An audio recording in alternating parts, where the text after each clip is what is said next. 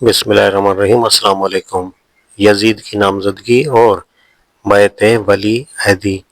اب خلافت اعلیٰ منہاج النبوت کے بحال ہونے کی آخری صورت صرف یہ باقی رہ گئی کہ حضرت معاویہ رضی اللہ عنہ یا تو اپنے بعد اس منصب پر کسی شخص کے تقرر کا معاملہ مسلمانوں کے باہمی مشورے پر چھوڑ دیتے، یا اگر قطع نزاع کے لیے اپنی زندگی میں جانشینی کا معاملہ طے کرنا ضروری سمجھتے تو مسلمانوں کے اہل علم و اہل خیر کو جمع کر کے انہیں آزادی کے ساتھ یہ فیصلہ کرنے دیتے کہ ولی عہدی کے لیے امت میں موزوں ترین آدمی کون ہے۔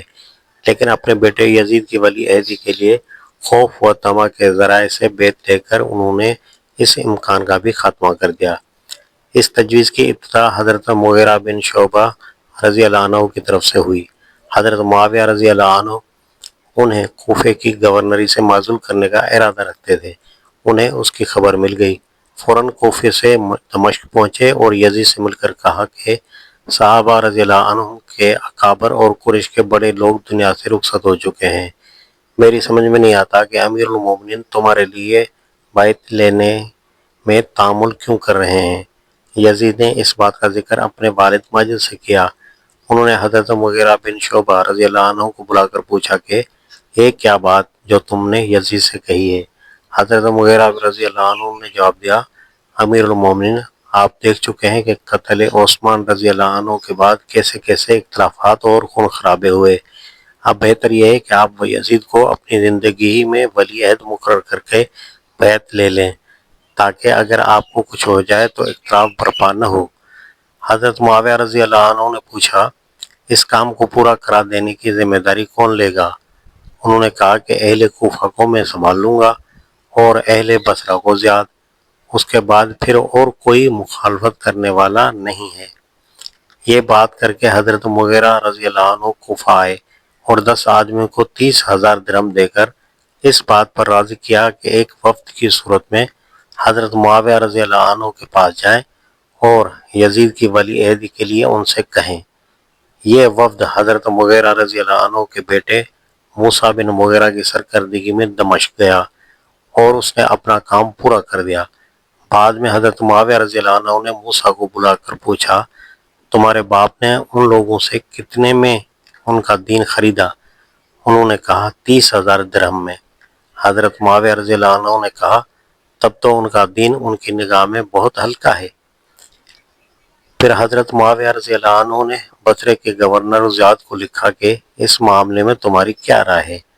اس نے عبید بن کعب النمیری کو بلا کر کہا، امیر المومنین نے مجھے اس معاملے میں لکھا ہے اور میرے نزدیک یزید میں یہ کمزوریاں ہیں، لہذا تم ان کے پاس جا کر کہو کہ آپ اس معاملے میں جلدی نہ کریں۔ عبید نے کہا، آپ حضرت معاویہ رضی اللہ عنہ کی رائے کو خراب کرنے کی کوشش نہ کیجیے، میں جا کر یزید سے کہتا ہوں کہ امیر المومنین نے اس معاملے میں امیر زیاد کا مشورہ طلب کیا ہے اور ان کا خیال یہ ہے کہ لوگ اس تجویز کی مخالفت کریں گے، کیونکہ تمہارے بعض طور طریقے لوگوں کو ناپسند ہیں۔ اس لیے امیر زیاد تم کو یہ مشورہ دیتے ہیں کہ تم ان چیزوں کی اصلاح کر لو تاکہ یہ معاملہ ٹھیک بن جائے۔ زیاد نے اس رائے کو پسند کیا اور عبید نے دمشق جا کر ایک طرف یزید کو اصلاح اتوار کا مشورہ دیا اور دوسری طرف حضرت معاویہ رضی اللہ عنہ سے کہا کہ آپ اس معاملے میں جلدی نہ کریں۔ مورخین کا بیان ہے کہ اس کے بعد یزید نے اپنے بہت سے ان اعمال کی اصلاح کر لی جو قابل اعتراض تھے، مگر اس روزگار سے دو باتیں بالکل واضح ہیں۔ ایک یہ کہ یزید کی ولی عہدی کے لیے ابتدائی تحریک کسی صحیح جذبے کی بنیاد پر نہیں ہوئی تھی، بلکہ ایک بزرگ نے اپنے ذاتی مفاد کے لیے دوسرے بزرگ کے ذاتی مفاد سے اپیل کر کے اس تجویز کو جنم دیا، اور دونوں صاحبوں نے اس بات سے قطع نظر کر لیا کہ وہ اس طرح امت محمدیہ کو کس راہ پر ڈال رہے ہیں۔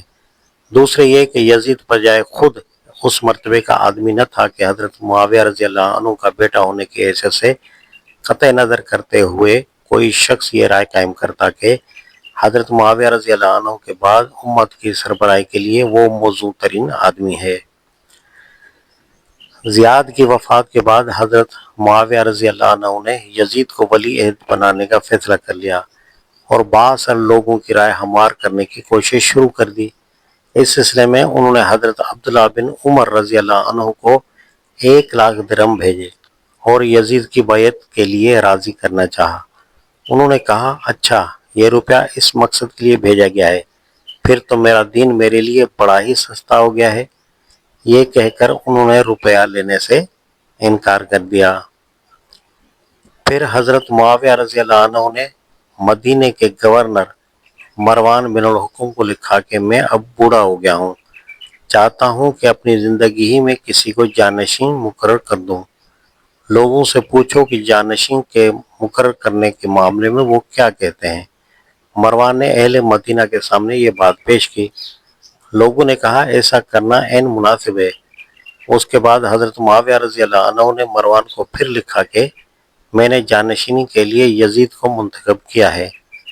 مروان نے پھر یہ معاملہ اہل مدینہ کے سامنے رکھا اور مسجد نبی صلی اللہ علیہ وسلم میں تقریر کرتے ہوئے کہا، امیر المومنین نے تمہارے لیے مناسب آدمی تلاش کرنے میں کوئی کسر اٹھا رکھی اور اپنے بعد اپنے بیٹے یزید کو جانشین بنایا ہے۔ یہ بہت اچھی رائے ہے جو اللہ نے ان کو سجھائی۔ اگر وہ اس کو جانشین مقرر کرتے ہیں تو یہ کوئی نئی بات نہیں۔ ابو بکر عمر رضی اللہ عنہ نے بھی جانشین مقرر کیے تھے۔ اس پر حضرت عبد الرحمن بن ابی بکر رضی اللہ عنہ اٹھے اور انہوں نے کہا، جھوٹ بولتے ہو تم اے مروان، اور جھوٹ کہا معاویہ نے، تم نے ہرگز امت محمدیہ کی بھلائی نہیں سوچی ہے۔ تم اسے کیسرت بنانا چاہتے ہو کہ جب ایک کیسر مرا تو اس کی جگہ اس کا بیٹا آ گیا۔ یہ سنت ابو بکر و عمر رضی اللہ عنہما نہیں ہے۔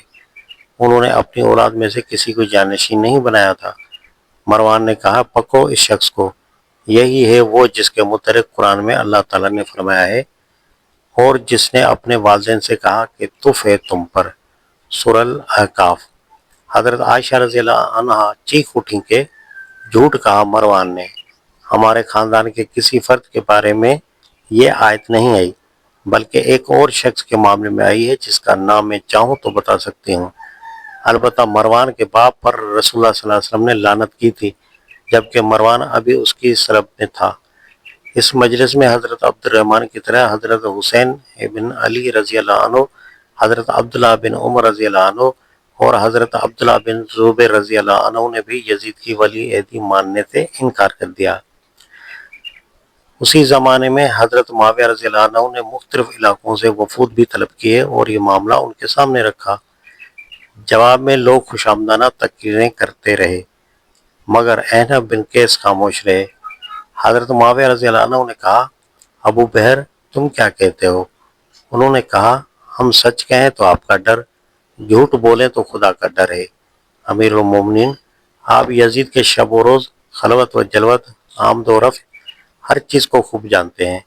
اگر آپ اس کو اللہ اور امت کے لیے واقع پسندیدہ جانتے ہیں تو اس بارے میں کسی سے مشورہ نہ لیجیے، اور اگر آپ کے علم میں وہ اس سے مختلف ہے تو آخرت کو جاتے ہوئے دنیا اس کے حوالے کر کے نہ جائیے۔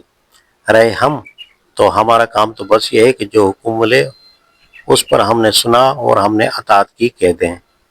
عراق، شام اور دوسرے علاقوں سے بیعت لینے کے بعد حضرت معاویہ رضی اللہ عنہ خود حجاز تشریف لے گئے، کیونکہ وہاں کا معاملہ سب سے اہم تھا اور دنیا اسلام کی وہ بااثر شخصیتیں جن سے مزاحمت کا اندیشہ تھا وہیں رہتی تھیں۔ مدینہ کے باہر حضرت حسین رضی اللہ عنہ، حضرت ابن زبیر رضی اللہ عنہ، حضرت ابن عمر رضی اللہ عنہ اور حضرت عبد الرحمن بن ابی بکر رضی اللہ عنہ ان سے ملے۔ حضرت معاویہ رضی اللہ عنہ نے ان سے ایسا درست برتاؤ کیا کہ وہ شہر چھوڑ کر مکے چلے گئے۔ اس طرح مدینہ کا معاملہ آسان ہو گیا۔ پھر انہوں نے مکے کا رخ کیا اور ان چاروں اصحاب کو خود شہر کے باہر بلا کر ان سے ملے۔ اس مرتبہ ان کا برتاؤ اس کے برعکس تھا جو مدینہ کے باہر ان سے کیا تھا۔ ان پر بڑی مہربانیاں کیں، انہیں اپنے ساتھ لیے ہوئے شہر میں داخل ہوئے، پھر تخلیہ میں بلا کر انہیں یزید کی بیعت پر راضی کرنے کی کوشش کی۔ حضرت عبداللہ بن زبیر رضی اللہ عنہ نے جواب میں کہا، آپ 3 کاموں میں سے ایک کیجئے، یا تو نبی صلی اللہ علیہ وسلم کی طرح کسی کو جانشین نہ بنائیے، لوگ خود اس طرح کسی کو اپنا خلیفہ بنا لیں گے جس طرح انہوں نے حضرت ابو بکر رضی اللہ عنہ کو بنایا تھا، یا پھر وہ طریقہ اختیار کیجئے جو ابو بکر رضی اللہ عنہ نے کیا کہ اپنی جانشینی کے لیے حضرت عمر رضی اللہ عنہ جیسے شخص کو مقرر کیا۔